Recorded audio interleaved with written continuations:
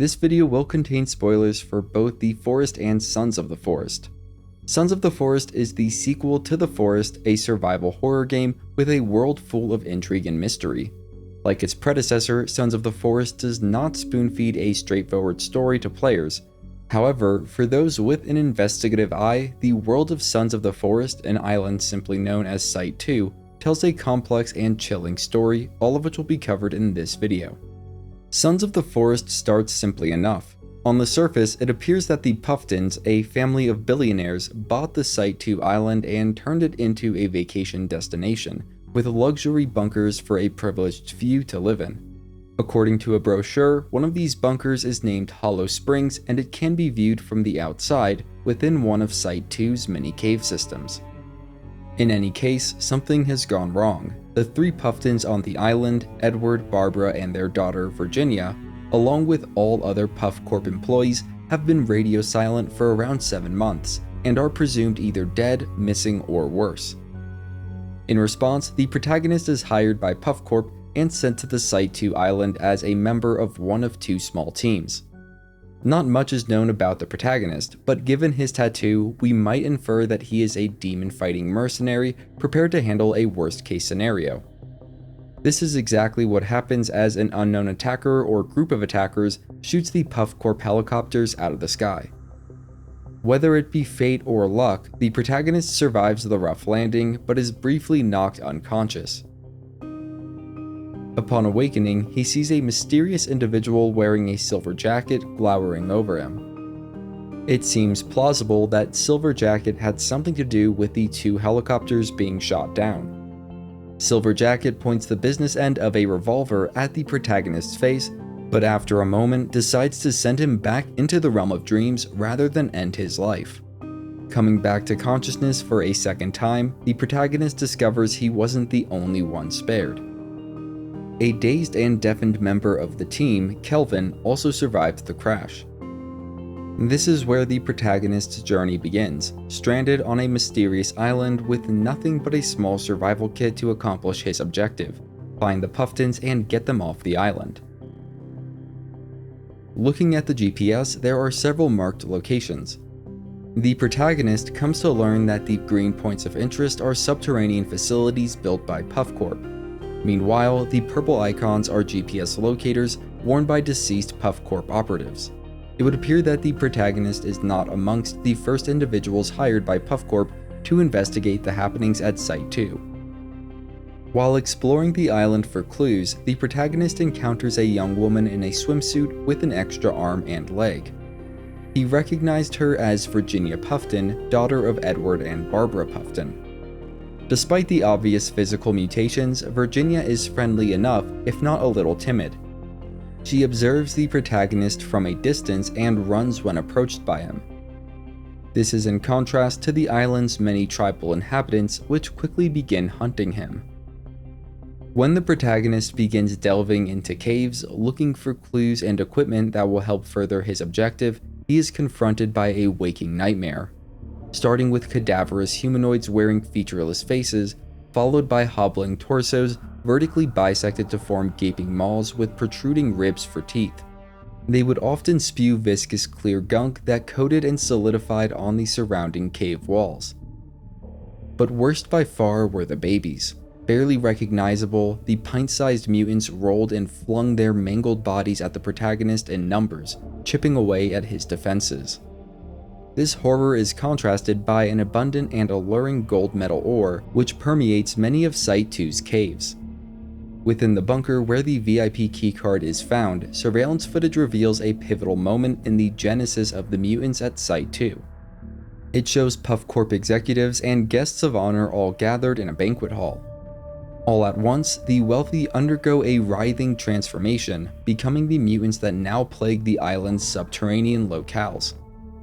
The protagonist investigates the banquet hall, discovering the deceased mutated forms of many important individuals, most notable being Edward Puffton. Fortunately, Virginia and Barbara Puffton's chairs are vacant, indicating that they either were not at the banquet or that they somehow escaped unscathed. Before leaving, the protagonist notices a magazine that spotlights a revolutionary new metal.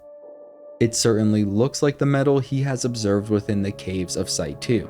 This reveals another possible motive for Puff Corp's acquisition of Site-2, to extract and profit off of this extraordinary metal.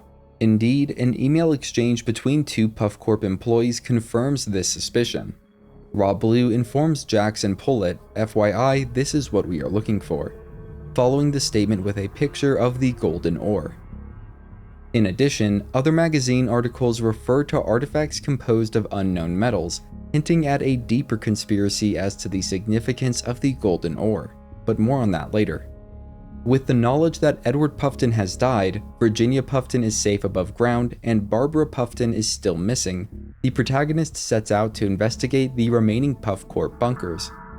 After traveling across the island, the protagonist enters a remote bunker that requires the maintenance keycard to access.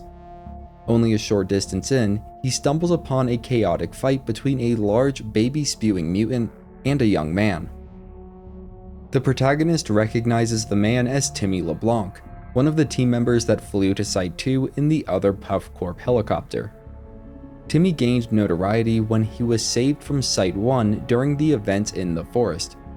Although it's been more than a decade, Timmy still bears the same scar on his forehead.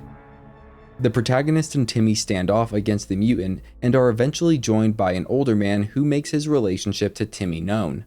Get down, son! This is Eric LeBlanc, the main protagonist from The Forest and father of Timmy. Neither of the LeBlancs are strangers to abominable mutants and strange ancient artifacts.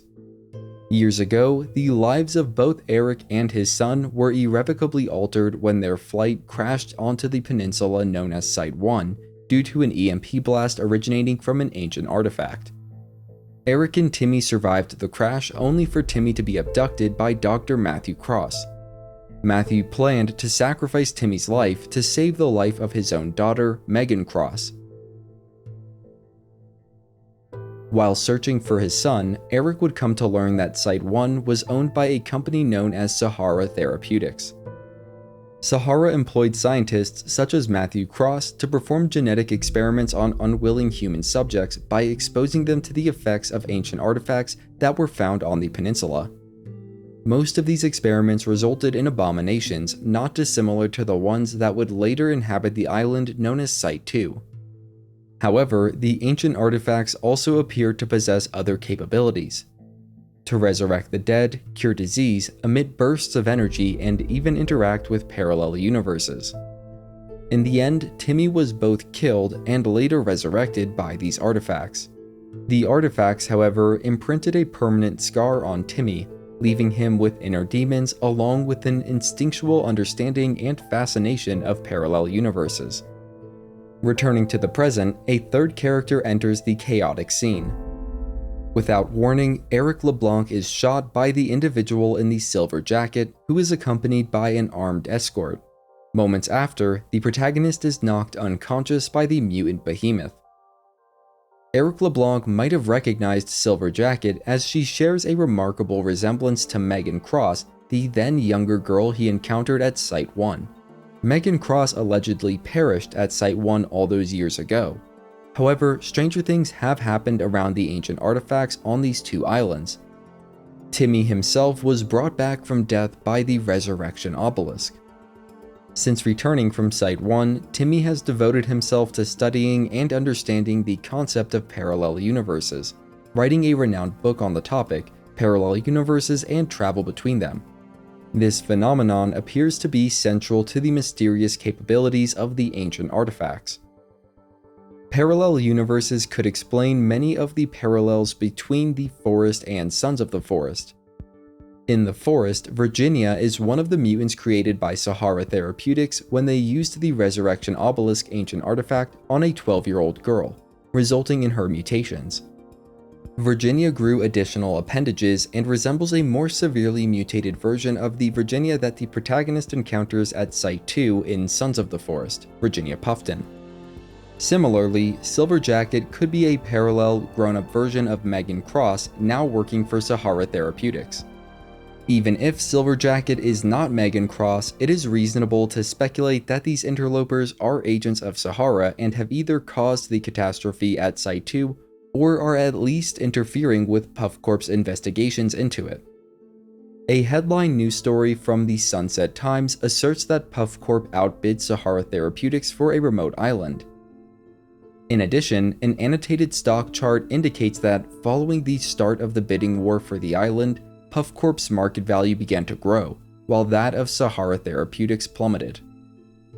Then there are the handful of messages between Puff Corp official Jackson Pullett and Hector Wielder, a possible Puff Corp spy that was sent undercover to work for Sahara Therapeutics at the Site 1 Peninsula with the goal of relaying important information back to Jackson at Site 2. Hector sends photos of 2 different artifacts found at Site 1 to Jackson and suggests that they may be related to a certain cube found at Site 2. The 2 artifacts that Hector reports on are the Resurrection Obelisk and the Power Obelisk, both playing pivotal roles in the events on Site 1 involving Eric and Timmy LeBlanc. If this cube is indeed a related artifact, then it is likely to possess similar properties. From these emails, 2 conclusions can be inferred. The first is that Puff Corp and Sahara Therapeutics have a shared history of conflict centered around Site 1, Site 2, and the ancient artifacts therein.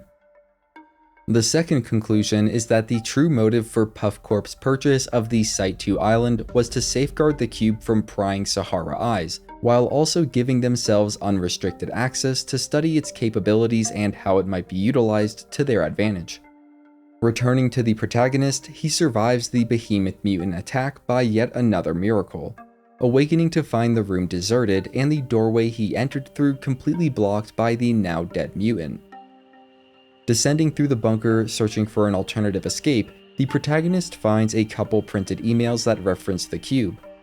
One mentions that the artifact causes a brief dimensional switch. Another has a typed entry that is summarized rather bluntly by a written note, "Safe in cube." The protagonist also stumbles across a curious suit of armor that appears to have been forged from the revolutionary gold metal found throughout Site 2's caves. Either it was created by Puff Corp or it was yet another recovered artifact. Regardless, it could prove useful, so the protagonist stowed it in his pack before continuing on and finding a way out of the bunker. Days pass as the protagonist exhausts all other leads. He eventually befriends Virginia Puffton, who shows a proclivity for ballet and shooting multiple guns at once. Before leaving Site 2, the protagonist aims to discover the fate of Barbara Puffton, as well as the source of the mutants running amok. Just over 2 weeks since his arrival at Site 2, the protagonist enters the last bunker marked on his GPS. Deep in the bunker, he discovers what appears to be a young girl's room. The point shoes, along with the small ballet stage and bar, indicate that this room likely belonged to Virginia Puffton. Logically, the private collection of paintings and decadent abode at the base of the bunker could only belong to Edward and Barbara Puffton. The pieces of artwork on display are expertly painted and all feature the same subject. While the surroundings change, the golden cube remains as a constant. Upon further investigation, the protagonist discovers that something broke into the Puffton's bunker bathroom. Stepping through the steam, he emerges into a small cave and discovers a gold door with exotic patterns and a hand-shaped seal. Following his intuition, he dons the suit of golden armor and lays his hand within the seal. Upon contact, a group of discordant chimes resound from the doors. There's a click, followed by the loud and drawn-out sound of metal grinding against rock as the doors slowly swing open. Carefully, the protagonist makes his way into the cavern. The air is stagnant and polluted by the acrid odor of brimstone. An orange glow can be seen in the distance, but before he can get close enough to make out the source, a low guttural hiss emerges from the shadows, giving him pause. The source of the noise stepped into the light. At first, the protagonist mistook the monster for another mutant, but something was different about this creature. It didn't share the disheveled and haphazard appearance of the mutants. Rather, it was organized and purpose-built. 2 memories flitted through the protagonist's mind. During his first day on the island, he stumbled upon a holy cross. Because of his limited arsenal at the time, he foolishly attempted to use the cross against the mutants. Of course, it didn't work. The idea was utter lunacy. But then came the other, more recent memory. It was of a scribbled note he found in the Puffton's abode, mere minutes before discovering the golden door. It stated rather simply, "Crosses burn demons." Fishing through his pack, the protagonist pulled out the cross and raised it towards the lunging demon. It staggered back as if repelled by an invisible force and bursted into flames. Moving forward, he found the source of the orange glow. It was magma. Cross gripped tight, the protagonist continued making steady progress through the personal slice of hell. Further on, he plucked a hand-drawn diagram from a skeleton. A note in the top left stated, "Cube activates every 8 cycles." The protagonist recognized the diagram as resembling a moon calendar, which he had seen on a magazine cover elsewhere on the island. He read that one moon cycle is roughly 29 or 30 days. Perhaps those were the cycles that the note was referring to. Thinking back to his mission brief, he recalled that the Puftons were missing for no less than 31 weeks upon his arrival at Site 2. The protagonist quickened his pace through the magma tunnels as he did the calculations in his head. 31 weeks is enough time for a little more than 7 moon cycles, and it had also been a couple weeks since he arrived on the island. If the cube's activation did coincide with the disappearance of the Puftons, then he may only have hours, perhaps minutes, before the cube would activate again. The protagonist was moving so fast that he almost missed it. Beside a pool of lava, he found several hand-drawn notes that were in miraculously good condition given the circumstance. The one that caught his eye depicted a large cube with a written note beside it, "Stay in the cube." Reading the ominous message, the protagonist solidified his resolve. He wasn't sure what the cube's activation would do, but he was going to make sure that he was inside it when it happened. Rushing onward, the protagonist sprinted to the bottom of a magma-lit cavern. Pushing himself through a crack in the wall, he saw it, the giant golden cube. The clever Timmy LeBlanc was there too, and he waved the protagonist over. A laptop was in Timmy's hands with a large countdown on display. It would hit 0 in less than a minute. The protagonist was just in time. As the cube began to close, the protagonist's companions barely slipped in behind him. They were followed closely by Silver Jacket, but she was too late and the cube shut her out.